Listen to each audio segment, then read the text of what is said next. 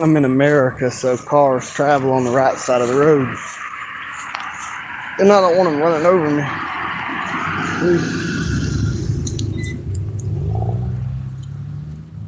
So I walk in the left lane so I can see oncoming traffic and get out the way. I don't want them driving up behind me and hit me. I thought that was Lee coming, so I walked closer to the car. She slowed down and stops, and then I don't know her, she don't know me, she kept driving. But it looked like, I thought it was Lee slowing down to talk to me, but it was her slowing down because she saw someone walking on the side of the road. And I walked closer to the edge of the road because I think it's Lee trying to talk to me, and then she slows down even more. So I think, yeah, it's Lee, he's stopping. But it wasn't. Oh.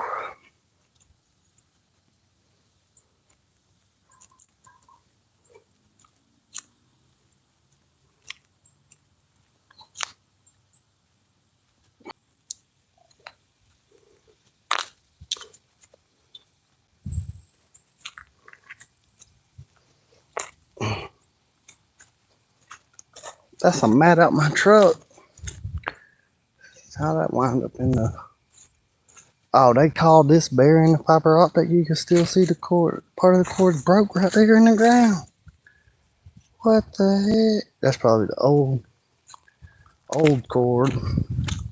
Because they broke it trying to pull it the first time. They probably run a second cord, buried it, and some of the scraps of that first cord are still there.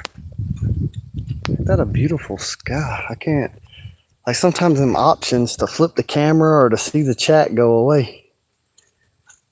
And so I can't flip it, but look. It's a pretty sky.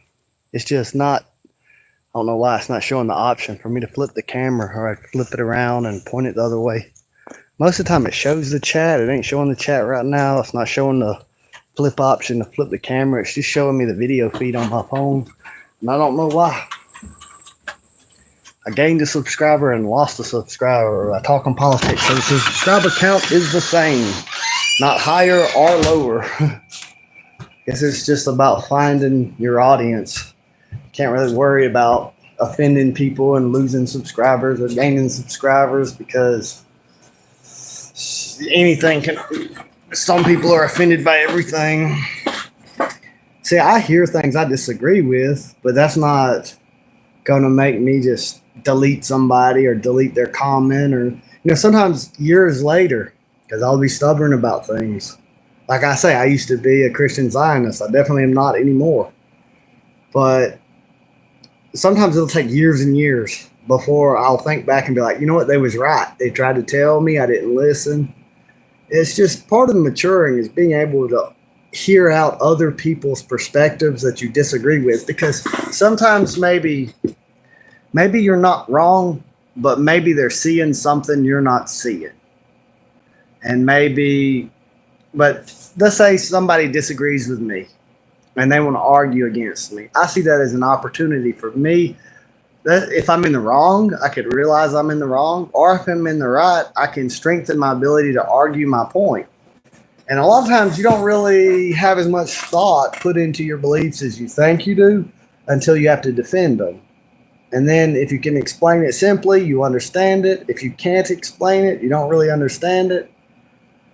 And so I think it would be a better world if people weren't so quick to delete people's comments, ban people, not hear people out, falsely portray people, straw man arguing. A lot of times people don't attack your actual argument. They'll just attack your character. They'll just say, they'll disagree with you, so and they won't even be able to refute anything that you've said, but they'll just be like, they'll just go to name calling and stuff. And a lot of people now, like in my friend group, they agree with me now, but when I changed my opinions on some issues, they were really against what I was saying. And I was telling them, I'm like, think about this. I used to be zealously supportive of the opposite side. You think I just changed overnight for no reason, that I haven't put thought into this, that I haven't researched this? I have new information, and that's why my opinions have changed. I didn't used to know this. Now I do. My dad was in the Air Force. We went to John Hagee's church in San Antonio, Texas. When I was a child, that had an influence on me, but I hadn't really,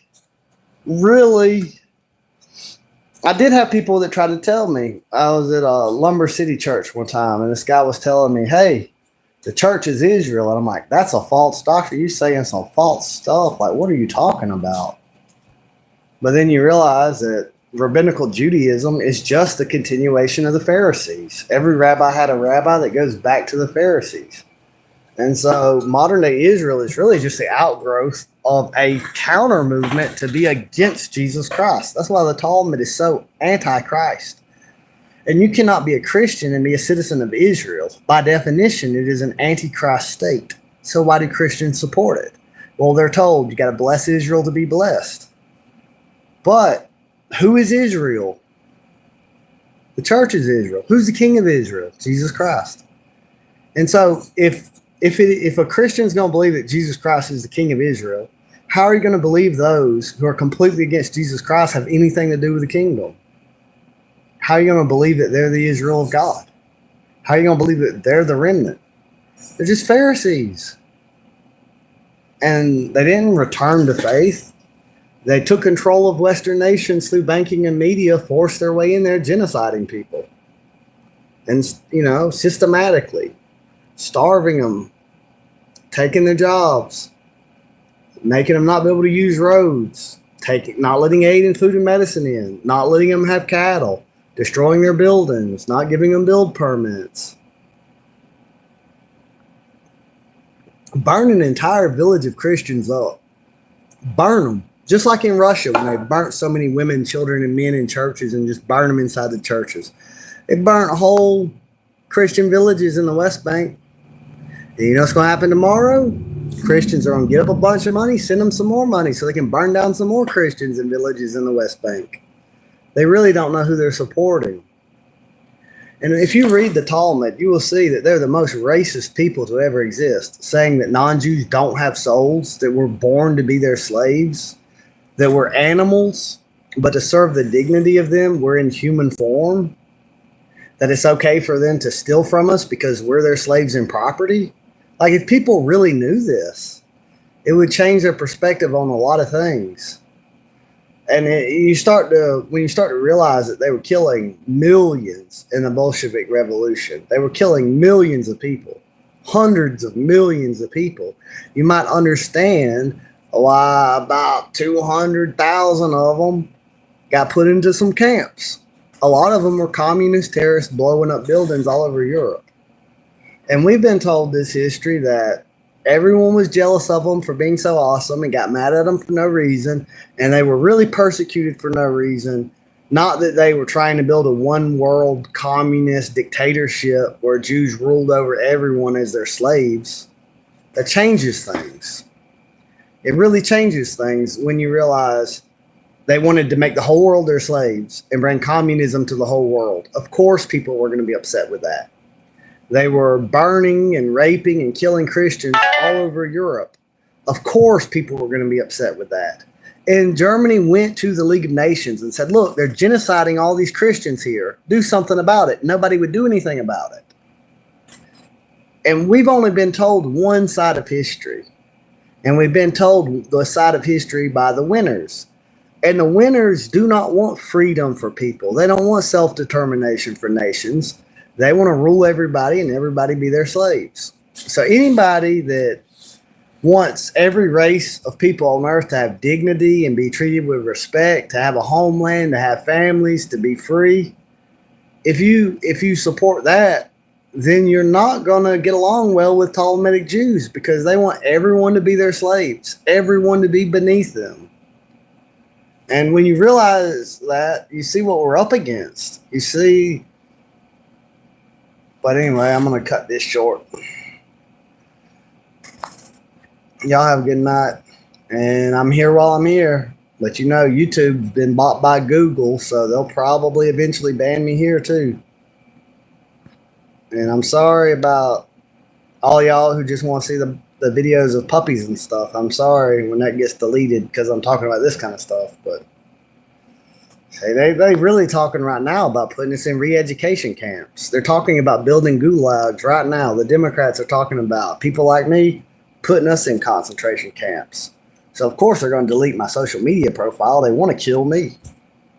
And then Facebook, YouTube might just delete me for using the word kill and rape. And I'm not going to do it. I'm not going to say grape and unalived. I'm not going to do it. We got freedom of speech. There's no reason to say unalived and grape and all that. And it's crazy that AI sifts through these things. And you might say something like, child molesters should be killed. I got banned for Facebook for saying that because I'm advocating violence. But you're really advocating violence if you just let child molesters have free reign and don't punish them and let them molest everybody. That's advocating violence, really. Or like abortion. If you show a picture of an abortion, you get censored. Oh, that's violence. But if you promote killing babies, that's not violence. This is why I can't get along with progressive liberals or Facebook or any of this. And I'm not going to be censored. I'm not going to talk in this weird fucking George Orwellian double speak shit.